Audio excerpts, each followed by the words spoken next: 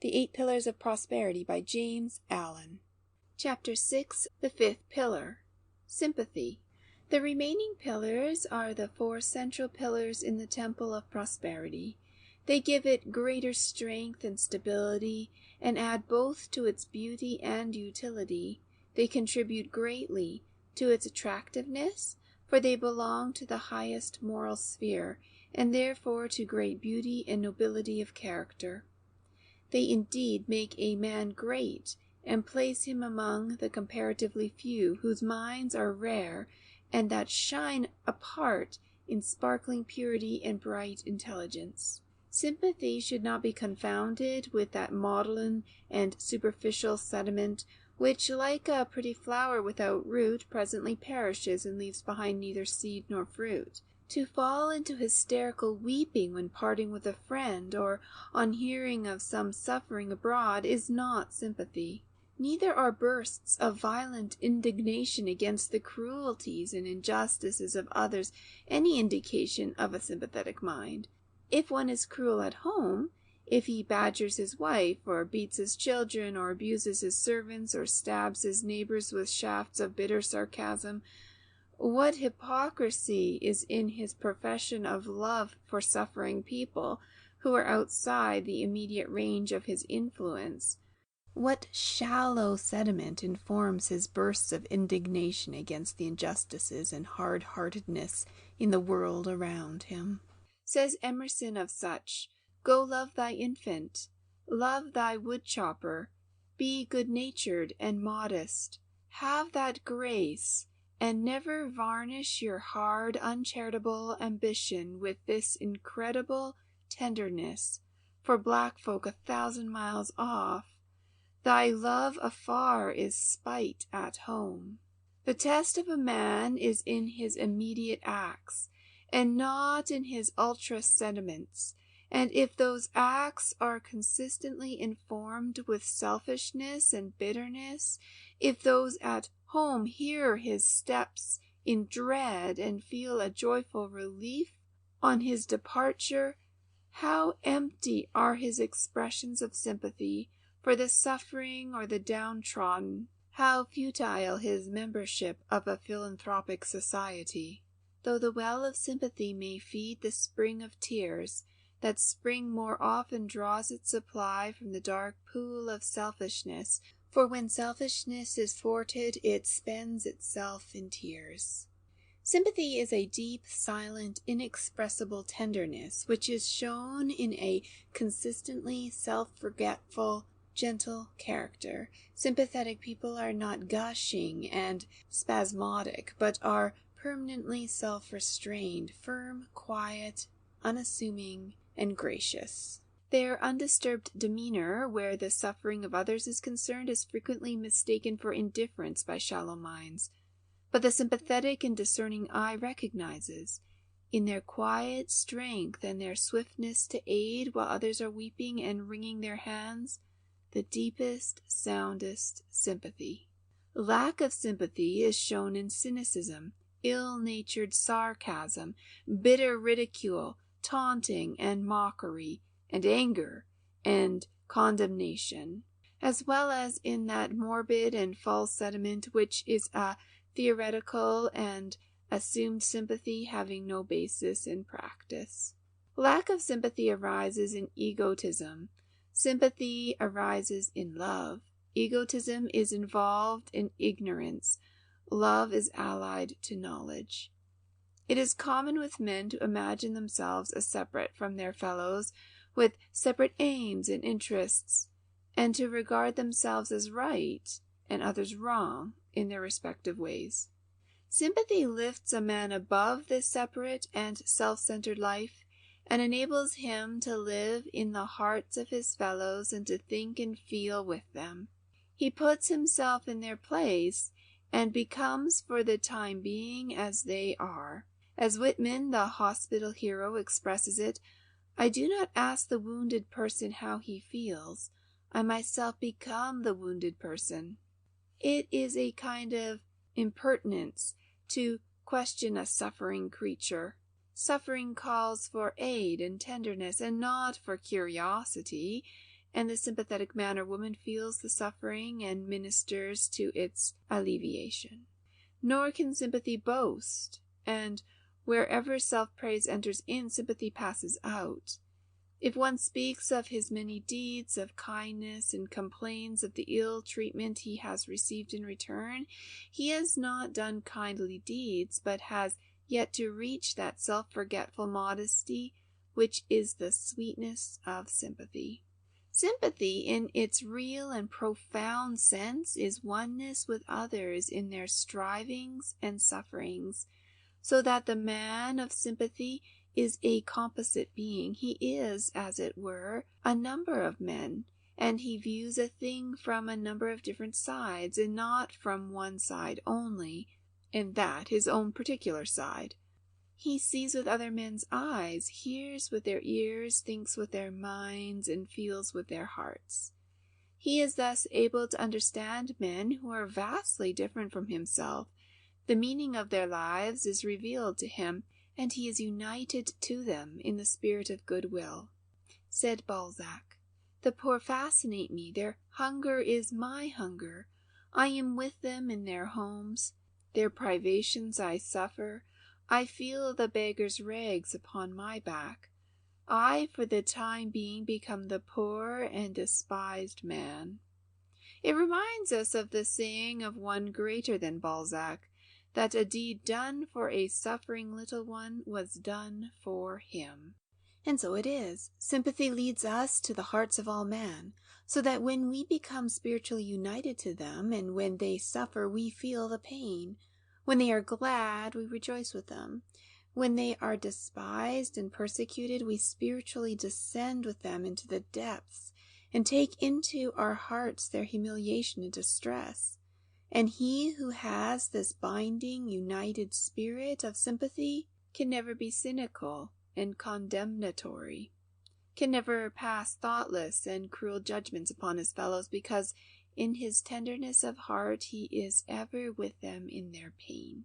But to have reached this ripened sympathy, it must needs be that one has loved much, suffered much, and sounded the dark depths of sorrow. It springs from acquaintance with the profoundest experiences, so that a man has had conceit, thoughtlessness, and selfishness burnt out of his heart.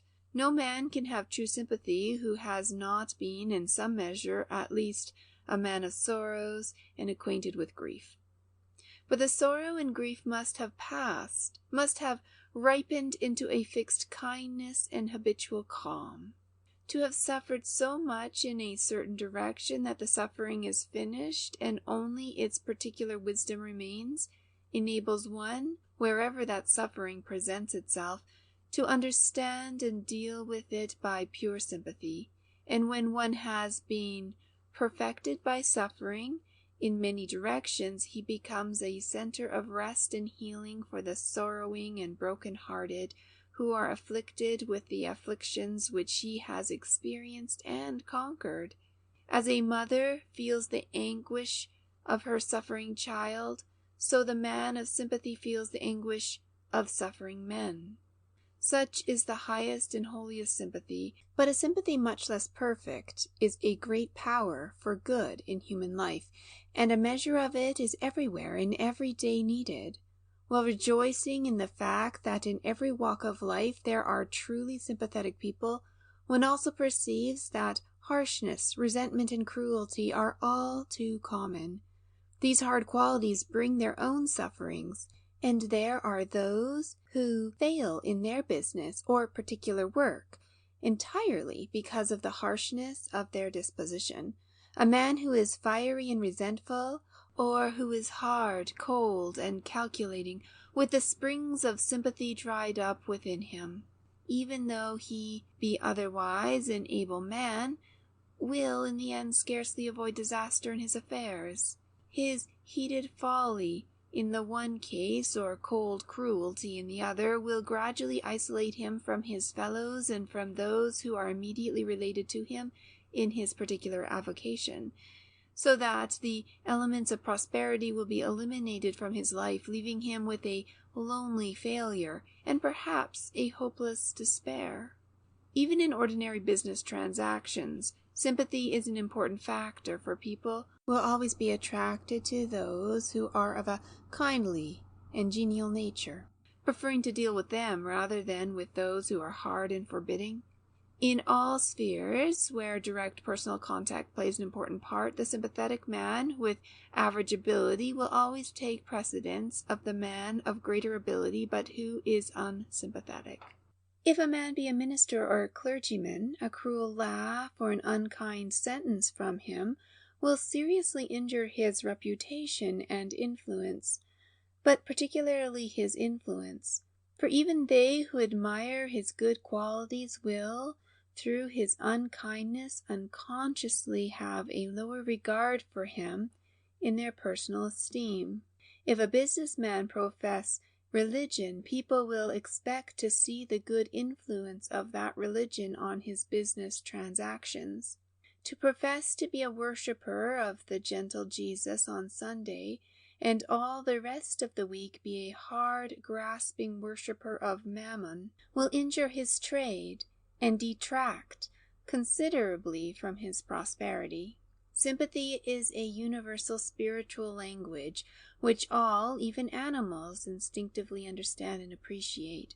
For all beings and creatures are subject to suffering, and the sameness of painful experience leads to that unity of feeling which we all call sympathy. Selfishness impels men to protect themselves at the expense of others, but sympathy impels them to protect others by the sacrifice of self, and in this sacrifice of self there is no real and ultimate loss, for while the pleasures of selfishness are small and few, the blessings of sympathy are great and manifold.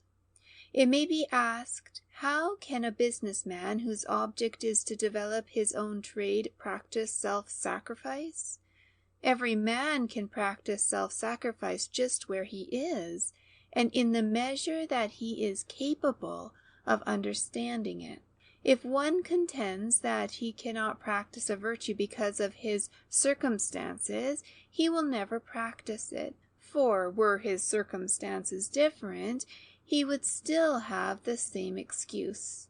Diligence in business is not incompatible with self-sacrifice, for devotion to duty, even though that duty be trade, is not selfishness, but may be an unselfish devotion. I know a businessman who, when a competitor who had tried to cut him out in business cut himself out and failed, set that same competitor up in business again. Truly a beautiful act of self-sacrifice, and the man that did it is today one of the most successful and prosperous of businessmen. The most prosperous commercial traveler I have ever known was overflowing with exuberant kindness and geniality. He was as innocent of all tricks of trade as a newborn infant, but his great heart and manly uprightness won for him fast friends wherever he went. Men were glad to see him come into their office or shop or mill, and not alone for the good and bracing influence he brought with him, but also because his business was sound and trustworthy. This man was successful through sheer sympathy, but sympathy so pure and free from policy that he himself would probably have denied that his success could be attributed to it. Sympathy can never hinder success. It is selfishness that blights and destroys. As goodwill increases, man's prosperity will increase. All interests are mutual, and stand or fall together. And as sympathy expands the heart, it extends the circle of influence, making blessings, both spiritual and material, more greatly to abound. Fourfold are the qualities which make up the great virtue of sympathy, namely, 1. Kindness, 2. Generosity, 3. Gentleness, 4. Insight. Kindness, when fully developed, is not a passing impulse, but a permanent quality, An intermittent and unreliable impulse is not kindness, though it often goes under that name. There is no kindness in praise if it be followed by abuse. The love which seems to prompt the spontaneous kiss will be of little account if it be associated with a spontaneous spite. The gift which seemed so gracious will lose its value should the giver afterwards wish its value in return. To have one's feelings aroused to do a kind action towards another by some external stimulus pleasing to oneself, and shortly afterwards to be swayed to the other extreme towards the same person by an external event unpleasing to oneself, should be regarded as weakness of character. And it is also a selfish condition, for to do a kind action only towards one who pleases us, and when he pleases us, is to be thinking of oneself only. A true kindness is unchangeable and needs no external stimulus to force it into action. It is a well from which thirsty souls can always drink, and it never runs dry. Kindness, when it is a strong virtue, is bestowed not only on those who please us, but also upon those whose actions go contrary to our wish and will. And it is a constant and never-varying glow of genial warmth. There are some actions of which men repent. Such are all unkind actions. There are other actions of which men do not repent, and such are all kind actions. The day comes when men are sorry for the cruel things they said and did, but the day of gladness is always with them for the kindly things they have said and done. Unkindness mars a man's character, it mars his face as time goes on, and it mars that perfection of success which he would otherwise reach. Kindness beautifies the character, it beautifies the face with the growth of the years, and it enables a man to reach that perfection of success to which his intellectual abilities entitle him. A man's prosperity is mellowed and enriched by the kindliness of his disposition. Generosity goes with a large-hearted kindness. If kindness be the gentle sister, generosity is the strong brother. A free, open-handed, and magnanimous character is always attractive and influential. Stinginess and meanness always repel. They are dark, cramped, narrow, and cold. Kindness and generosity always attract. They are sunny, genial, open, and warm. That which repels makes for isolation and failure. That which attracts makes for union and success. Giving is as important a duty as getting, and he who gets all he can and refuses to give will at last be unable to get. For it is as much a spiritual law that we cannot get unless we give, as that we cannot give unless we get. Giving has always been taught as a great and important duty by all the religious teachers. This is because giving is one of the highways of personal growth and progress. It is a means by which we attain to greater and greater unselfishness, and by which we prevent the falling back into selfishness. It implies that we recognize our spiritual and social kinship with our fellow men, and are willing to part with a portion of that we have earned or possess for the good and well-being of others. The greedy man who, the more he gets, hungers for still more and refuses to loosen his grasp upon his accumulating store, like a wild beast with its prey, is retrogressing. He is shutting himself out from all the higher and joy-giving qualities, and from free and life-giving communion with unselfish, happy human hearts. Dickens' Scrooge in A Christmas Carol represents the condition of such a man with graphic vividness and dramatic force. Our public men in England today, probably also in America, are nearly all I think I might say all, for I have not yet met an exception, great givers. These men, Lord Mayors, magistrates, town and city councillors, and all men filling responsible public offices, being men who have been singularly successful in the management of their own private affairs, are considered the best men for the management of public affairs, and numerous noble institutions throughout the land are perpetual witnesses to the munificence of their gifts. Nor have I been able to find any substantial truth in the accusation so often hurled against such men by the envious and unsuccessful, that their riches are made unjustly. Without being perfect men, they are an honorable class of manly, vigorous, generous, and successful men who have acquired riches and honors by sheer industry, ability, and uprightness. Let a man beware of greed, of meanness, of envy, of jealousy, of suspicion, for these things, if harbored, will rob him of all that is best in life, aye, even all that is best in material things, as well as all that is best in character and happiness.